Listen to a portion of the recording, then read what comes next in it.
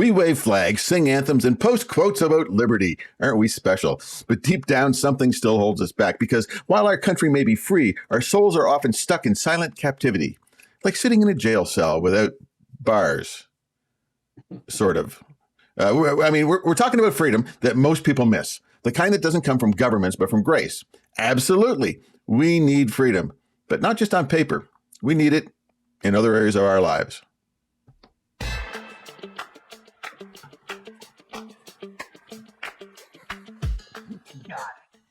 Freedom to dance. Freedom to dance. Oh, I don't think anybody wants me to do that. No, if I do that again, I'm going to be outlawed. Phil, I love this topic. Last episode, we were talking about, the freedom of our country, like, the founding fathers and the Revolutionary War and the Declaration of Independence, freeing our nation from the stronghold from the British government.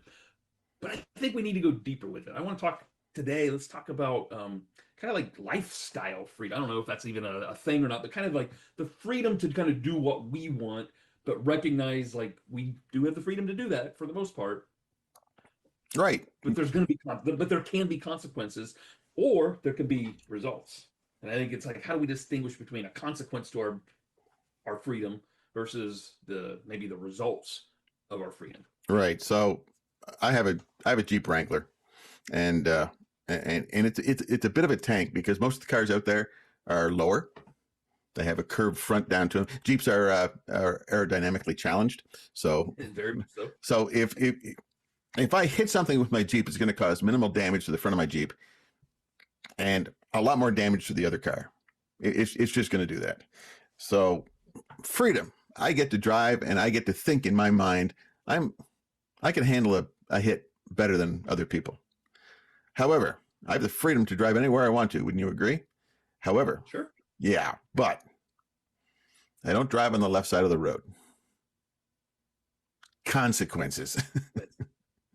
And even though you and your Jeep might get out of that accident crash fairly unharmed, but you probably face some sort of a consequence of tickets and carrying with you the potential guilt of the damage and injury that you may have caused another person. So, but I'm totally free to do that. But you are totally free to do that. We are totally free, for the most part, as long as we don't infringe on other people's rights. We are really pretty much free to do anything we want to do. I can stay up as late as I want. I can eat whatever I want.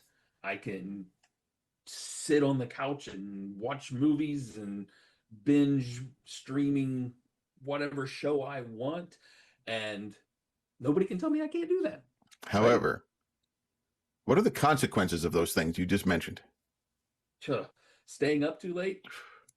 I don't think straight the next day. I don't function as well as I could or should the next day. I'm groggy. I'm slow.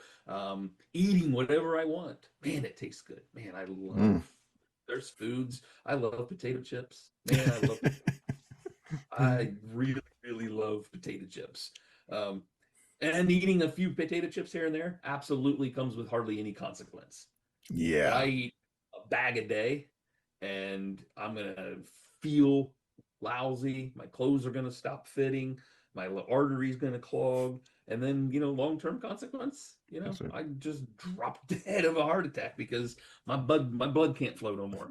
Pop quiz. In a box of Oreos, what is considered a serving?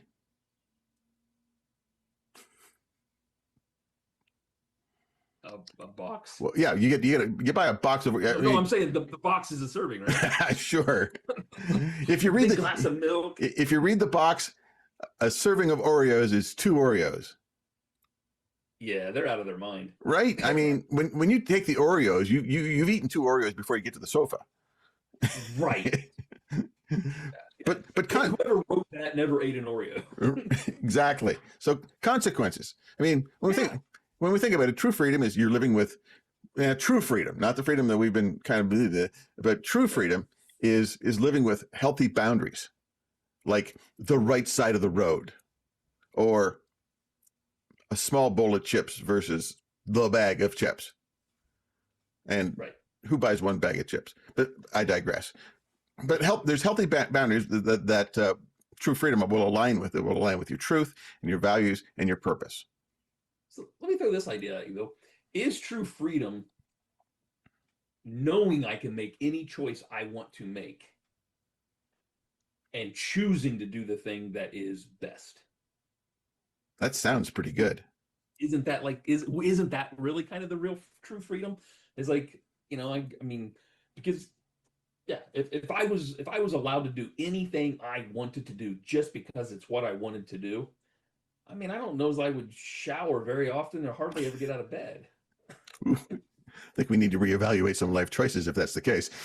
Yeah, exactly, right? I mean, but I have the freedom to do that if I choose to do it.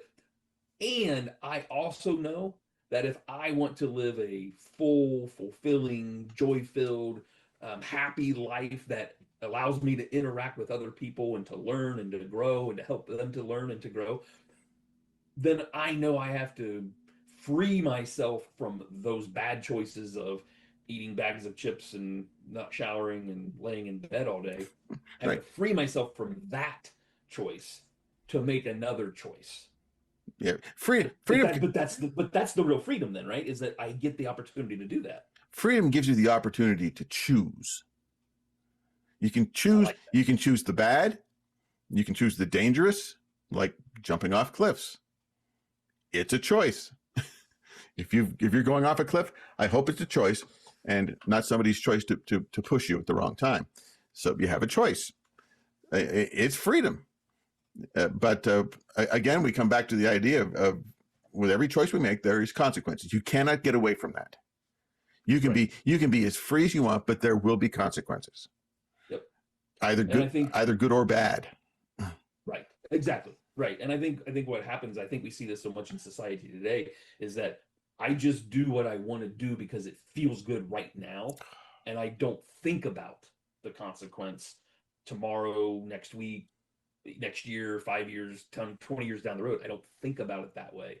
And I think that's what we need to start doing as a society, as human beings. We need to be doing more of that, because what's the old saying? I always get it wrong. You always say it correctly. I always say it is, you either suffer the discipline now or you pay the consequence later. But you say it better. The pain of discipline or the pain of regret. There it is. And it will always be one of the two. Right. I'm going to take the easy way today. It's easy. I'm going to take the easy way today, but tomorrow the work's still there. I honestly think that I have a neighbor who decides on a whim whether or not he's going to mow the lawn. I'm not talking weekly. I'm talking seasonally. All right. Nice. And right now he's in the season of no mow. You've heard of FOMO? Well, my neighbor's no mow. No mow. So, but let's, when you think about that idea, is fear of missing out, FOMO. When you think about that idea, some people make some terrible choices thinking they're going to miss out. Right. I got to get it now. It's on sale now. I got to get it now. I'm gonna miss this opportunity. Yeah. Amazon, other people are doing it, so I want to do it too. Right. The sheep mentality. I'm gonna follow along because it looks really cool now. Yeah. It looks really fun now. But there's always consequences. And so go ahead. Going back to your comment about either the pain of discipline or the pain of the regret, is that, yeah, I mean, in order to do the thing so you get the good consequence at some point down the road, sometime in the future, like you do have to kind of suffer some sort of discipline. Like you have to put the chips down. I want them right now. I want the whole bag, but no, I only get a small little serving of chips, or I only get 2 Oreos. That one I don't get. So, but that's my discipline that I have to deploy in order to make sure that I don't get the bad consequence down the road. Right. Going along that line, you may have seen, I've seen it, where you take a 3-year-old or a 4-year-old, you set them down at a table and you put some Oreos, because we're on an Oreo thing today. You put some Oreos down and say, now you can have these. You just can't have them for 10 minutes. And 4-year-old has no concept of what 10 minutes is, but you can't have them until I come back, and they leave the room.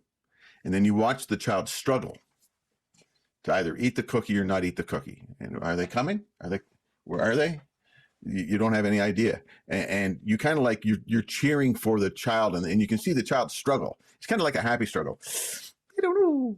And I mean, I've seen videos like that where somebody leaves a room and the child immediately just eats a cookie and then leaves one, so have one now, have one later idea. And others just are confused, but they leave it.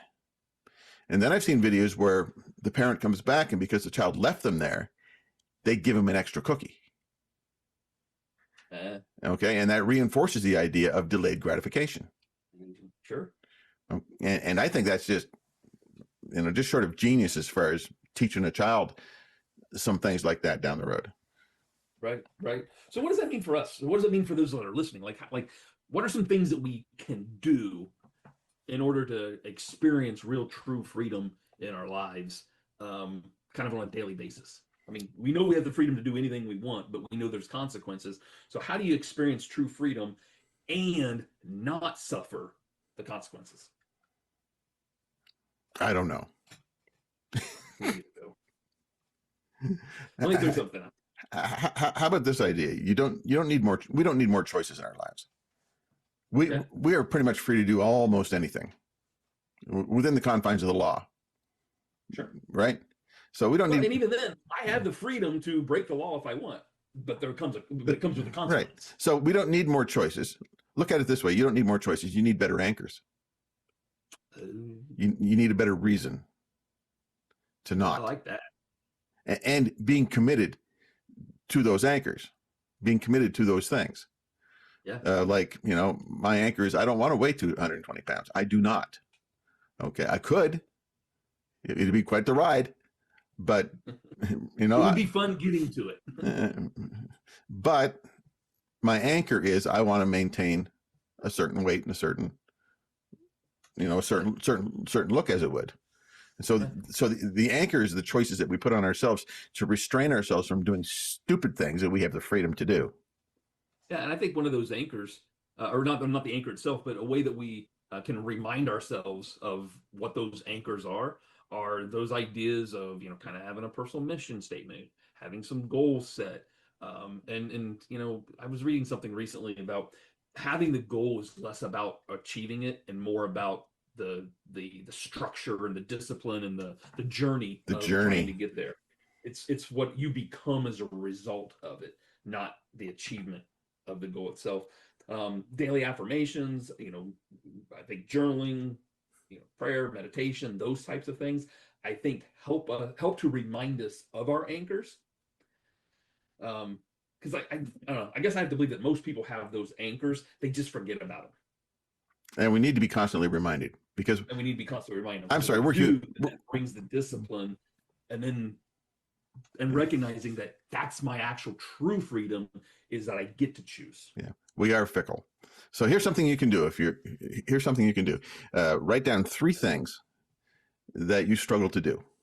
You have the freedom to do them, and they're good for you, like exercise or 0 Oreos in the house or whatever it is. But write down 3 things that are a bit of a struggle for you. And then write down a way where those 3 things will not be controlling in your life. You've chosen the freedom to say no. So pick 2 or 3 struggles that you have, and then do whatever you have to do to say no to them. Can I throw something else along with that? Yes. So choose those 3 things that you struggle with, and then kind of play it out down the road. Ooh. If you keep doing it, what might happen? And if you stop doing it, what might happen? And let that kind of now be that anchor that you now live by. Say, I don't want this to happen. Heart attack at, too young of an age because I ate chips every day, or healthy lifestyle and I get to enjoy life and be able to, do things because I'm healthy. Yeah. And let those be your anchors. Okay. What's it going to look like? Now you have the freedom to say no. What's it going to look like in 2 days, 2 weeks, or 2 years?